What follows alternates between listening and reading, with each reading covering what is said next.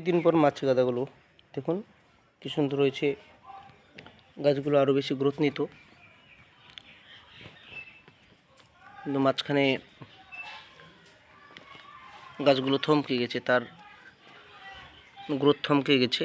কারণটাই হচ্ছে গাছে কুড়ি চলে আসা। গাছে কুড়ি চলে এলে গাছের গ্রোথ কমে যায়। এই কুড়ি দেখুন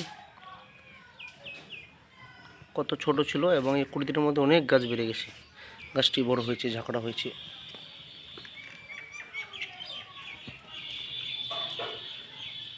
দেখুন এ অনেক ফুল ফুটবে এই গাছের মধ্যেই। ছোট্ট একটা টবে করেছি। এখন যে কাজটি সেটি হচ্ছে কুড়িগুলোকে পিঞ্চিং করে দেওয়া, কেটে দেওয়া।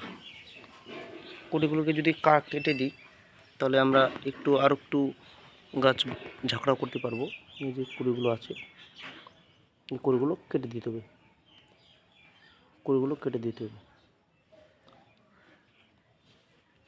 কুড়ি যত কাটবো ততই গাছ বৃদ্ধিতে শক্তি লাগাবে। আর আমরা যদি কুড়ি রেখে দিই তাহলে তার সমস্ত খাবার কুড়ির মধ্যে চলে যাবে, তাহলে গাছ গ্রোথ নেবে না, ফুলের সংখ্যা কম হবে। তবে এই গাছের কুড়ি বেশিবার কাটা যাবে না, 2 থেকে 3 বার। আপনারা 2 বার করে কাটবেন, অভিজ্ঞতা হবে আপনা থেকেই, তখন বুঝতে পারবেন যে কতবার কুড়ি কাটতে হয়। তো প্রথম যারা করবেন তারা 2 বারের বেশি কাটবেন না। যারা অভিজ্ঞ বাগানি তারা তো জানেনই কতবার কাটতে হয়, কিভাবে কাটতে হয়। একবারে সব কুড়ি তো কাটা যাবে না, যেগুলো মোটামুটি বড় হয়েছে সেগুলো কেটে দিতে হচ্ছে। এইভাবে 2 থেকে 3 বার কাটা যাবে, তাহলে গাছটা একটু গ্রোথ নেবে এবং একটু ঝাঁকড়া হবে। আর যদি কুড়ি না কাটে তাহলে গাছ এই মতো অবস্থায় ফুল পাবো, বেশি খুব একটা ফুল হবে না। এগুলো গাছে যদি কুড়ি একটু লেটে আসতো, মোটামুটি ডিসেম্বর মাস, সেই জানুয়ারি মাসের 15 তারিখে যদি কুড়ি আসতো, তাহলে গাছ যা হতো ভাষায় বোঝাতে পারতাম না, এত সুন্দর গাছ হতো। আপনারা দেখে অভিভূত হয়ে যেতেন। প্রতি বছর এরকম টাইমে আমার পিঞ্চিং চলতে থাকে, কুড়ি আসে না। মোটামুটি জানুয়ারি মাসের মাঝামাঝি কুড়ি আমি পিঞ্চিং করা ছেড়ে দিই। এতে করে হয় কি, গাছ অনেক ফুল পাওয়া যায়। আমি এবার একটু আগে করেছি গতবারের তুলনায়, কিন্তু কুড়িটা আগে চলে আসাতেই যত ব্যাঘাত, তাই গাছ খুব একটা সাজাতে পারিনি, মানে আমার মনোমুগ্ধ হয়নি আগের মতো। আর যদি জানুয়ারি 15 তারিখে কুড়ি আসতো ফার্স্ট, তা 2 বার যদি পিঞ্চিং করে দিতাম, তার গোটা জানুয়ারি মাসেই পিঞ্চিং কাটার ব্যাপারটা থাকতো, ফেব্রুয়ারি মাসে ফুল উঠতো এবং এত ঝাঁকড়া হতো না, গাছ টব ভরে একদম ফুল ফুটতো। যাই হোক, কুড়ি যেহেতু চলে এসেছে এবং 2-3 বারের বেশি কুড়ি ছাঁটাই করতে পারবো না, তাই একটু অল্পেই সন্তুষ্ট থাকতে হচ্ছে। এখন যেটা করতে হবে, আপনারা ঠেকনা দিতে হবে। এই ঠেকনাগুলো আগেই দেওয়া উচিত ছিল ছোটো অবস্থাতেই, তাহলে গাছের শিকড় নষ্ট কম হয়। আমি কিন্তু ঠেকনা গতকালকে দিয়েছি, সময়ের অভাব, এর মধ্যে করতেছি সব কিছু।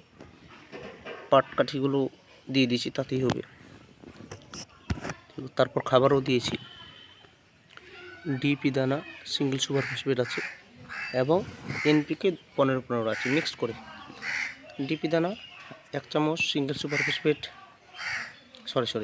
ডিপি দানা, লাল পটাশ এবং এনপিকে দিয়েছি 15-15-15।